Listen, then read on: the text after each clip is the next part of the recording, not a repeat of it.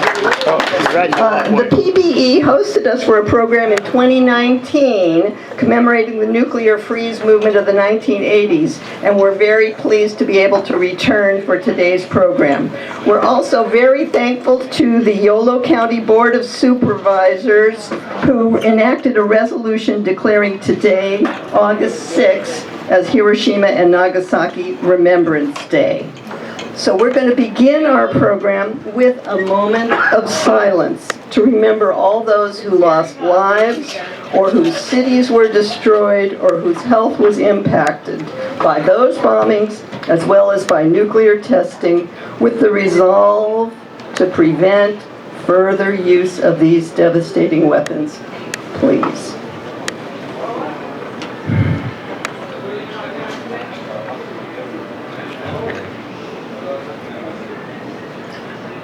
Thank you.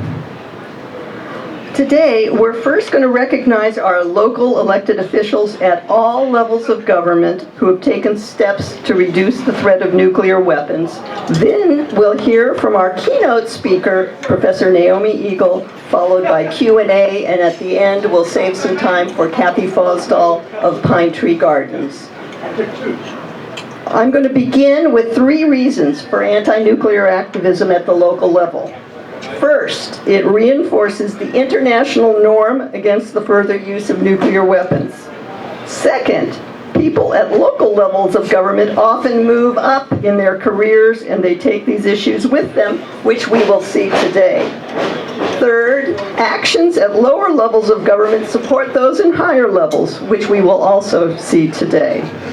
Now, if attendees would like to take action yourselves, you can register at Back from the Brink with these cards that are at the table. And Genevieve is our link to Back from the Brink right over here.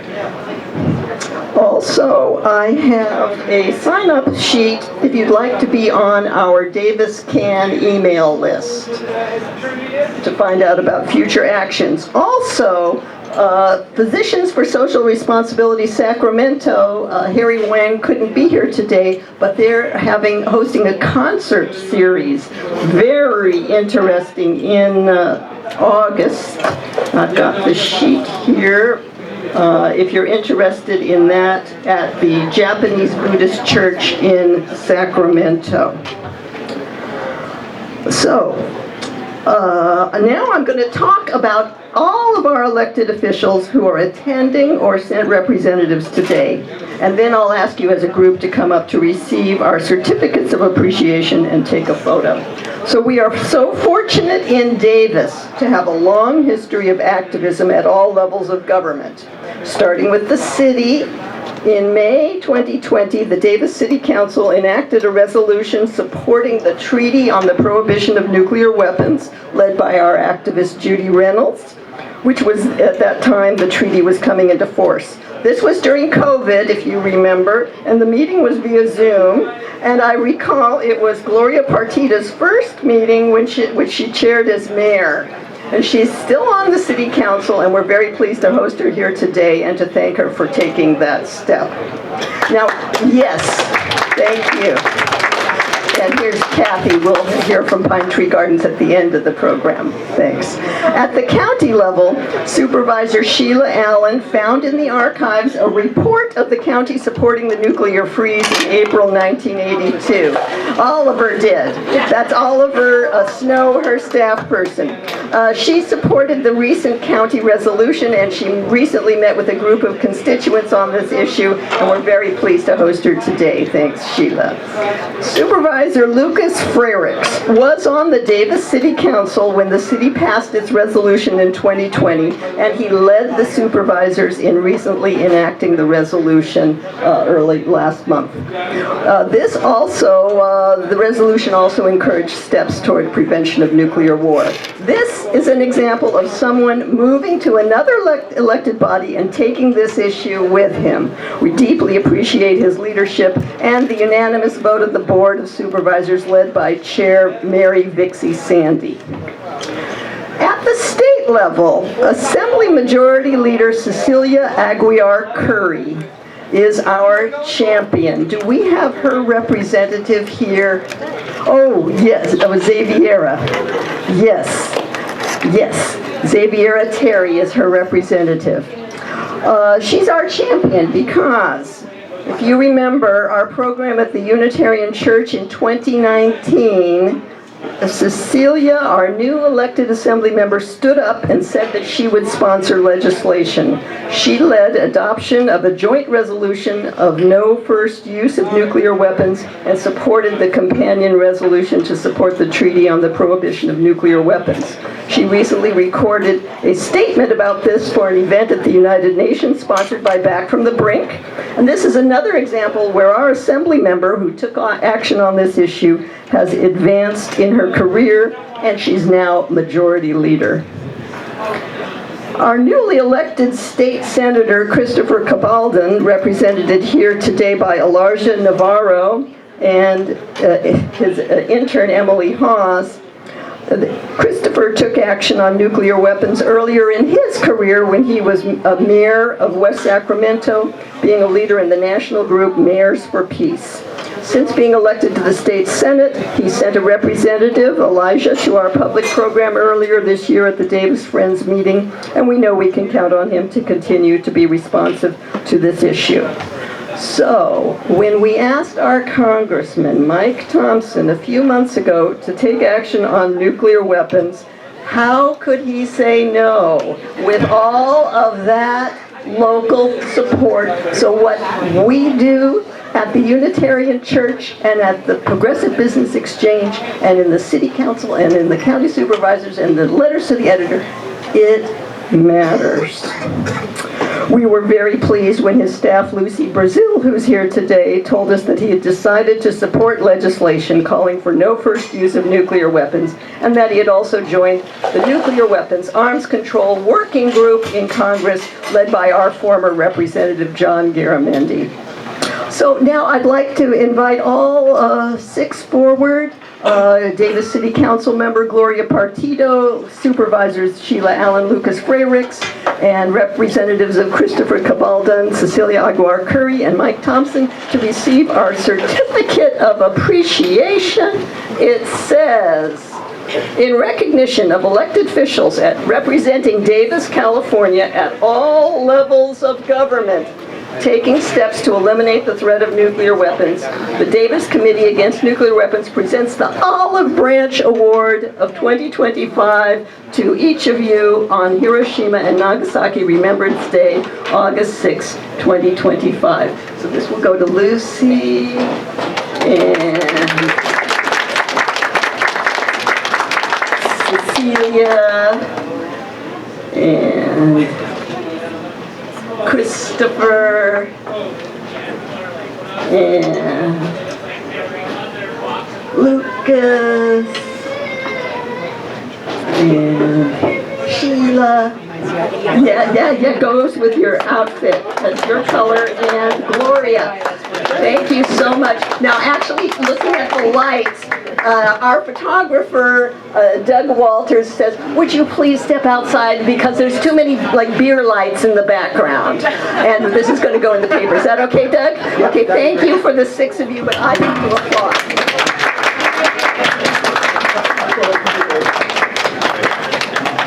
With beer lights. Yeah, this is the PBE. This is what we are. But at this point, while they come back, I'm going to introduce our keynote speaker, Professor Naomi Egel. Professor Egel began her education at Birch Lane and Valley Oak Elementary Schools, Holmes Junior High School, and she graduated from Davis Senior High. When she was an undergraduate at UC Berkeley, she attended a summer program at the Center for Non-Proliferation Studies in Monterey, which my husband Tom and I support. I have information about Monterey programs for high school students and undergrads and graduate programs. If you're interested, please let me know. Ever since then, we followed her career through her master's and PhD at Cornell, postdoctoral work at Stanford, and now her faculty position at the University of Georgia. We're so fortunate that she's spending part of her summer here in Davis, and we can benefit from her expertise. And she'll take questions at the conclusion of her presentation. Dr. Egel.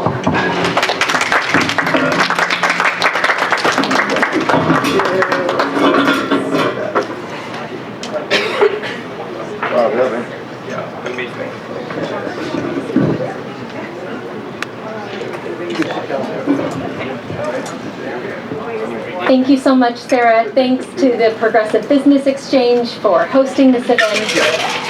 And thank you to all of our local elected representatives for their work in drawing attention to the importance of nuclear disarmament and reducing nuclear risks.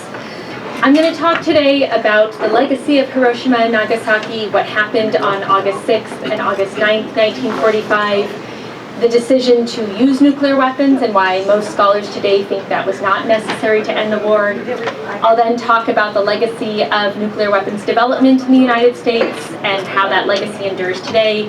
And then I'll end with how we talk about nuclear weapons today and what that means for remembering Hiroshima and Nagasaki and preventing nuclear weapons from ever being used again. All right. There we go. So these are photos of Hiroshima on August 6, 1945, and Nagasaki on August 9, 1945. On August 6th at 8:15 a.m. local time in Hiroshima, the U.S. dropped the nuclear weapon known as Little Boy. This detonated, and the fireball reached a maximum size of 900 feet in diameter. As the mushroom cloud began to form, temperatures on the ground reached 7,000 degrees Fahrenheit. In Hiroshima, it's estimated that at least 70,000 people died instantly from the nuclear blast, and that 90% of people who were within 1 kilometer from the blast in the center of the city died instantly. But the bomb also created a massive firestorm that demolished over 2/3 of Hiroshima's buildings. Hiroshima was mostly built out of wood at that time, which helps the fireball spread and kill even more people. Nagasaki was bombed 3 days later on August 9th at 11:02 a.m. local time. Nagasaki was not the original target of the bomb on August 9th. The original target was Kokura. This was obscured by clouds, and so the bomb was dropped on nearby Nagasaki. Clouds over Nagasaki led the crew to drop the bomb several miles from the intended target on the outskirts of the city rather than in the middle of the city. In Nagasaki, it's estimated that at least 40,000 people died instantly. This was a bigger bomb. It created a blast radius 1 mile wide, but due to the fact that most of the houses in Nagasaki were not made of wood like in Hiroshima, and the geography of Nagasaki being different, fewer people died in Nagasaki. Now, that being said, of course, there's the deaths that occurred on the initial blast, but nuclear weapons dropped on Hiroshima and Nagasaki continued to kill many more people in the months and years after. The government of Japan recognizes the total number of deaths from the atomic bombings, including from radiation illness and injury, as 344,000 people in Hiroshima and just under 200,000 people in Nagasaki. So here we see photographs from the days after the bombings. We won't go into vivid detail, but you can hear eyewitness accounts of the hibakusha, the survivors of the bombings, through the Hiroshima Peace Museum and other places. And I would encourage you to listen to their testimonies firsthand and what life was like in those days and weeks after for those who survived. This is a letter from a Life magazine correspondent who was in Hiroshima about a month after. I'll read just part of it. He says, "We saw Hiroshima today, or what little is left of it. We were so shocked with what we saw that most of us felt like weeping. Compared to Hiroshima, Berlin, Hamburg, Cologne are practically untouched. What was formerly Japan's most modern, most westernized city is now nothing more than a 2-foot layer of twisted tin and rubble. Only 10 steel-framed buildings still stand, but there is nothing left of them too. They're just blackened, hollow shells, and like everything else in Hiroshima, they're twisted. The sickly sweet smell of death is everywhere, a putrid reminder of the 30,000 people who are still missing." So when we think about Hiroshima and Nagasaki and the bombings of them, It's important to remember that thousands and tens of thousands of people died on those specific days, but many more people died in the weeks and months and years after, that this was not a consequence isolated to 2 specific days. Now, despite the use of 2 nuclear weapons, most scholars today, and really since the 1990s, do not believe that using nuclear weapons was necessary to end World War II. And I want to talk about why, because when we talk about the legacy of the bombings, there's also an important conversation about why they were used and what alternatives existed. And most scholars think that this wasn't necessary for at least 3 reasons. So first of all, Germany had surrendered earlier that year. Japan was weakened militarily, and Germany had already surrendered, meaning that the United States was no longer fighting a war in both Europe and Asia. Second, and perhaps more importantly, at the Potsdam Conference in July, the Soviet Union agreed to enter the war against Japan by mid-August. The Soviet Union entering the war against Japan would have caused Japan to surrender. And indeed, the Soviet Union invaded Japan on August 8, 1945, one day before the bombing of Nagasaki. Third, and perhaps most importantly, Japan was seeking a negotiated peace at this time. Japan, the emperor specifically, no longer believed that they could win the war and was seeking a negotiated peace, and had approached the Soviet Union many times in June and July 1945 to try and negotiate a peace with the Allies. Japanese leaders, including the emperor, had concluded Japan could not win the war, and they were looking for a justification they could present to the army and to the public as well. But the United States insisted on an unconditional surrender, and archival documents show that President Truman and Secretary of State Burns went against the recommendations of most advisors, including Secretary of War Stimson, former U.S. Ambassador to Japan Grew, in doing so. And yet, Japan did not surrender in an unconditional surrender. When the emperor surrendered on August 9th after the bombing of Nagasaki, the emperor insisted to remain on the throne as a figurehead. And so when we think about the terms that the U.S. insisted on to end the war, those terms were something that Japan had been already agreeing to accept in July 1945 before the bombings. So when we think about this decision to use nuclear weapons and arguments that are presented in favor of using nuclear weapons to end the war, it's important to recognize that those conditions were not there and that there were many alternatives presented in 1945. Now, although August 6th and August 9th, 1945 were the only times that nuclear weapons have ever been used in war, it's also important to recognize that when we talk about the harms caused by nuclear weapons, there's a lot of harms that have been caused outside of these 2 days, including in the development of nuclear weapons. So I want to talk a little bit about that. So nuclear weapons were only used in war in 1945, but again, when we talk about the effects of nuclear weapons, we need to be talking about a much broader range of circumstances and places. Uranium mining and milling in the Southwest in the 1940s and 50s has left tremendous legacies for both human health and the environment today. Today there are over 4,000 abandoned uranium mines. Over 500 of these are on the Navajo Nation. And the legacies of the health consequences of uranium mining are disproportionately borne by the Navajo Nation. So this is a map of abandoned uranium mines that have been located on and near the Navajo Nation. Of these abandoned uranium mines, the vast majority have not been cleaned up or environmentally contained. Roughly half of these mines have gamma radiation levels more than 10 times background levels. Nearly all are located within a mile of a natural water source, and 17 are 200 feet away or less from an occupied residence. So due to these factors, an estimated 85% of all homes in the Navajo Nation are contaminated with uranium. The United States also conducted several nuclear weapons tests in the Southwest, especially in Nevada and New Mexico. We'll talk a little bit more about that later. But the United States and the United Kingdom and France also tested nuclear weapons in the South Pacific. The US tested most nuclear weapons in the Marshall Islands. And people in these places were not given a choice about testing. In many cases, were both forcibly relocated and still suffered serious health effects from fallout. There's been little compensation for people and little cleanup. So this is a photo of the Runit Dome on Enoch Atoll in the Marshall Islands. In 1979, about 15 years after the US stopped doing above-ground nuclear tests, the United States piled over 100,000 cubic yards of radioactive debris left behind into a pit and covered it with an 18-inch thick concrete cap. But the pit was unlined at the bottom. Radiation continues to seep out, and in the last 15 years, the dome has started to crack. As seawater's level rise, the dome is at further risk of collapsing and the concrete cover washing off into the sea. Already, the dome floods on a regular basis today. So the effects of nuclear weapons development continue to endure today. These are not things from the past that remain in the past, but continue to affect human health and the environment today. So what's been done to alleviate any of these effects?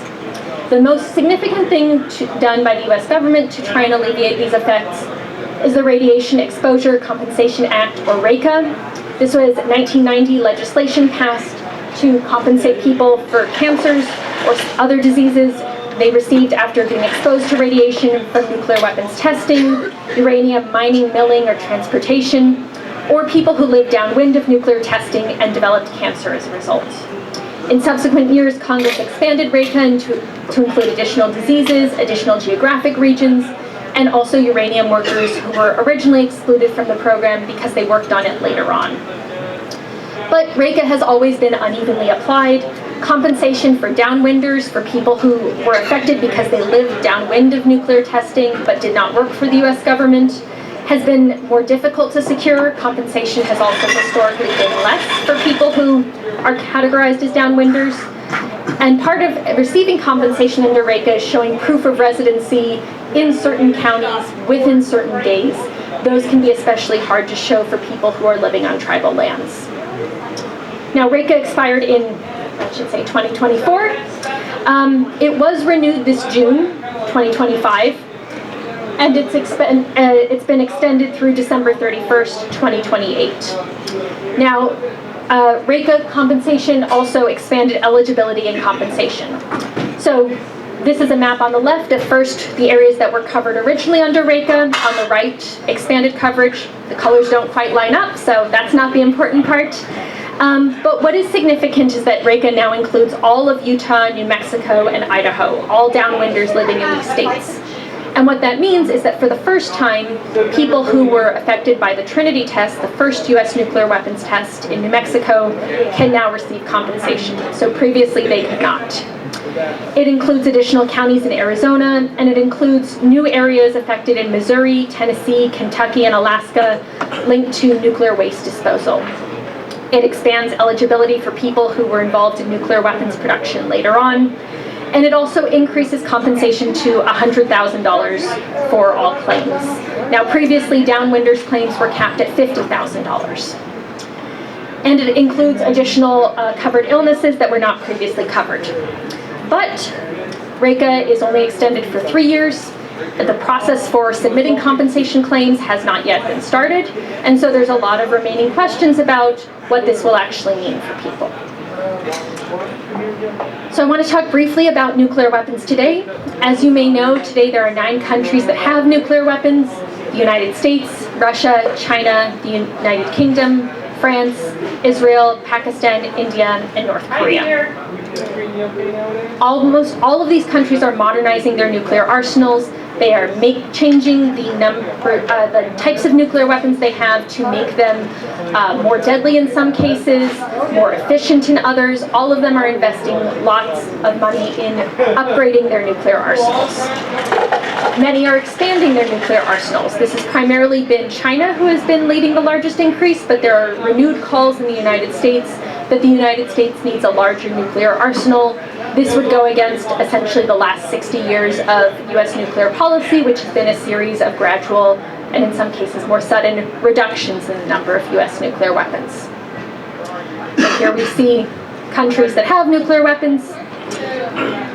And this is going on in a context in which arms control agreements between the United States and Russia are being violated, are being torn up.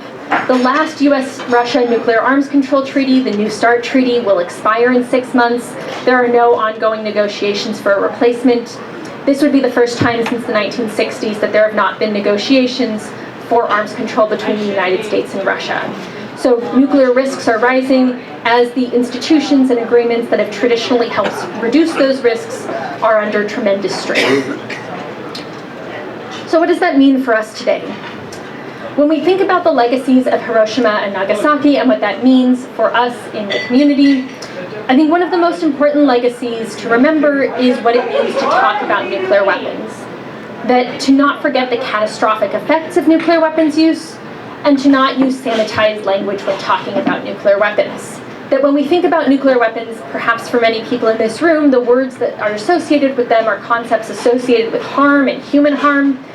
But many of the conversations around nuclear weapons today talk about them in very abstract languages, in terms of deterrence and strategic stability. And this different type of language points towards different types of concerns and solutions. So to give a couple examples to illustrate this concept, so first we can talk about collateral damage, or we can talk about tens of thousands of people killed, how many houses, schools, and hospitals are destroyed, people trying to run from mass fires created by nuclear detonations, the inability to find clean water to drink, safe food to eat. These are very different associations we have. We can also do as nuclear strategists do and talk about the nuclear sponge. Or we can talk about the same policy, which is the idea that placing intercontinental ballistic missiles in Wyoming and the Dakotas would cause those areas to be targeted if the United States were attacked with nuclear weapons, and not people living in Washington, D.C. or New York. We can also talk about language sanitizing the horrific effects of nuclear weapons and the bombs that the US dropped on Hiroshima and Nagasaki being named Little Boy and Fat Man, names that are very friendly. So different ways of talking about the same effects leads to different types of approaches to deal with them. Our choice of language informs our actions. Work by my colleague Lisa Koch at Claremont McKenna has shown that when people are told about the vivid, horrific human effects of nuclear weapons, they're less supportive of using nuclear weapons. This is in contrast to other scholarship that has found that many people in the United States would support using nuclear weapons if they're not told about the horrific consequences of using nuclear weapons. Some of my own research finds that in different European countries, when people are told about the horrific human consequences of nuclear weapons, they become less supportive of threatening to use nuclear weapons or NATO relying on nuclear weapons for security. So when we talk about the effects, and especially the human effects of nuclear weapons, it points us to different concerns and different understandings than a more abstract, sanitized discourse of nuclear strategy. And so if we remember the legacy of Hiroshima and Nagasaki in terms of the people who were killed, the people who have been affected, and what that has meant in terms of human consequences, that keeps our attention on efforts to reduce those risks and reduce those consequences. So what does that mean for where we go from here? Often instances in which there's been mobilization either from the public or policymakers to reduce nuclear risks comes in the aftermath of a crisis. The Cuban Missile Crisis led to the Hotline Agreement and the Limited Test Ban Treaty. Nuclear crises between the United States and the Soviet Union in the early 1980s led to the response of the nuclear freeze movement in the United States and the Euromissiles protests in Europe. But given how tense relations are between the United States and Russia today and the United States and China, we're faced with the question of how to give urgency to reducing nuclear risks without requiring some sort of crisis or catastrophe, which none of us want. And so this is where remembering what it actually means to use nuclear weapons and what those horrific consequences are, not treating Hiroshima and Nagasaki as something in the distant past, but something that could happen again today, and remembering in ways that are both vivid and personal the effects of nuclear weapons use and also nuclear weapons production, I think is quite important for communicating the urgency of doing so. And rather than treating this as an abstract issue that is only in DC or at the United Nations, but something where local mobilization, local pressure, local elected officials speaking out and treating this not as an issue for someone else, but as an issue that affects every community, that is really important for making sure nuclear weapons are never used in war again. So thanks so much. Look forward to any questions you have.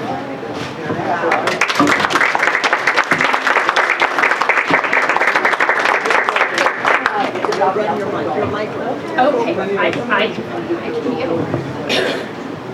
Yeah, thank you so much. I had a question where you're talking about the form of language that we use, and lately we hear talk about tactical, smaller nuclear weapons, and my understanding is that many of those are still even much larger than the ones that were used in Hiroshima and Nagasaki. So is that another example of that kind of,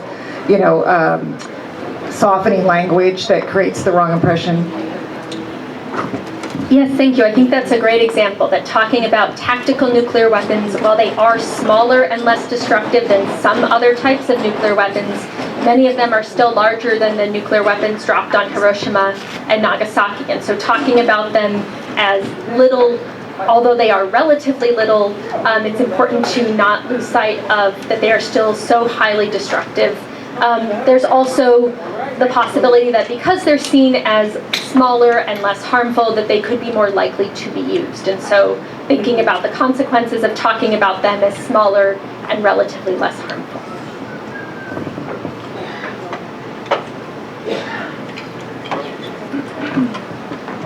Hi there, Dan Carson. I was on that city council that passed that resolution, and it was a pleasure to work with Judy Reynolds to help move that forward along with my council colleagues. So Ukraine seems to be the largest, riskiest flashpoint at this point. One thing that history shows is that after the fall of the Soviet Union, Ukraine took the bold step of giving up their nuclear weapons in trade for promises that they would be protected. And of course, they haven't been protected. And now there's danger of both sides injecting nuclear strategy into that awful situation. How do you send the message to other countries to stop and take a step back after that? That is a great question. So I think that, first of all, there's the argument that if Ukraine had not given up nuclear weapons, it would not have been invaded by Russia. There's several challenges to that argument, though. The first is that Ukraine did not just get promises of not being invaded in response, which were obviously broken, but Ukraine also received economic and political normalization for joining the Non-Proliferation Treaty. So the idea of other countries coming to Ukraine's assistance if it were invaded would be much less likely if Ukraine had kept nuclear weapons. But second, on an operational level, nuclear command and control was still in Moscow, that even though these weapons were physically on Ukrainian territory, there was no actual ability for Ukrainian officials to launch them. And so Ukraine gave up nuclear weapons, but also never really had them in the first place. So there is a broader question about, will other countries take a lesson from this, that if you develop nuclear weapons, you won't be invaded? I think that there's a real concern about countries taking that lesson, and what I think is most important to try and prevent that is to both, again, talk about the risks of actually what nuclear war would involve if it were to occur, the risk of nuclear accidents and misperception and thinking countries are about to be attacked when they're not, but also all of the benefits that states receive under the Non-Proliferation Treaty, including other countries coming to their assistance, including the development of nuclear energy for peaceful purposes, and a broader perception that they are members of an international community rather than aggressors on their own. So there's certainly reason to be worried about other countries taking a lesson from this, that nuclear weapons will create your security. I think there's a lot of compelling arguments as to why that wouldn't be the case, but the ability to make those arguments effectively is sometimes more there than other times. Expand on that comment about misperception and with the current status of that, which seems to be so much more concerning than it was maybe 20 years ago with the weapons that we have being stealth. Yeah, so throughout the nuclear age, there have been close calls and crises that have involved misperceptions. During the Cuban Missile Crisis, for example, U.S. ships sunk depth charges to try and get a Soviet nuclear-armed submarine to surface. The Soviet nuclear-armed submarine thought they were being attacked, and 3 officers on board had to agree to fire nuclear weapons in response. By a vote of 2-1, they did not. But there's There's a great book by Eric Schlosser called Command and Control, which details many close calls in U.S. nuclear history. But the misperception and thinking that a country is about to be attacked and it is a faulty computer chip, or it is a training video that was run as a real radar screen, there's a huge amount of history in that. I think that today things like AI make the ability to spoof or just misperceive more dangerous. There's also incentives to misrepresent, to bluff in negotiating.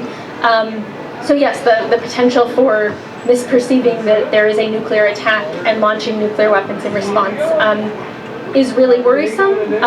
We've been very lucky in the nuclear age so far, but also points to relying on nuclear weapons for security coming with a pretty enormous risk from misperception and accidents as well.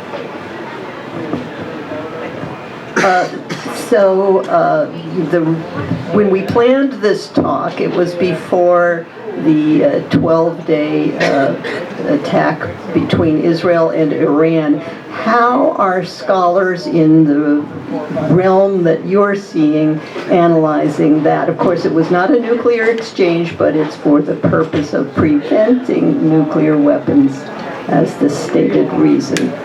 Yeah, so there's limits on what scholars can know unclassified. I think there's a perception that this set Iran's nuclear program back, but did not destroy it.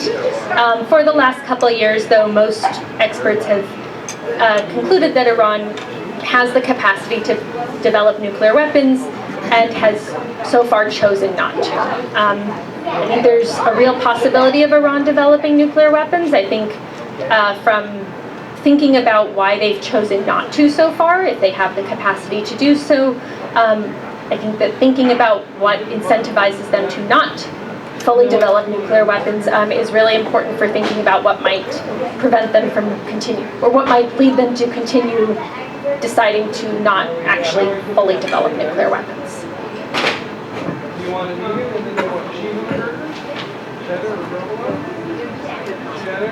Well, thank you so much, Professor Egel.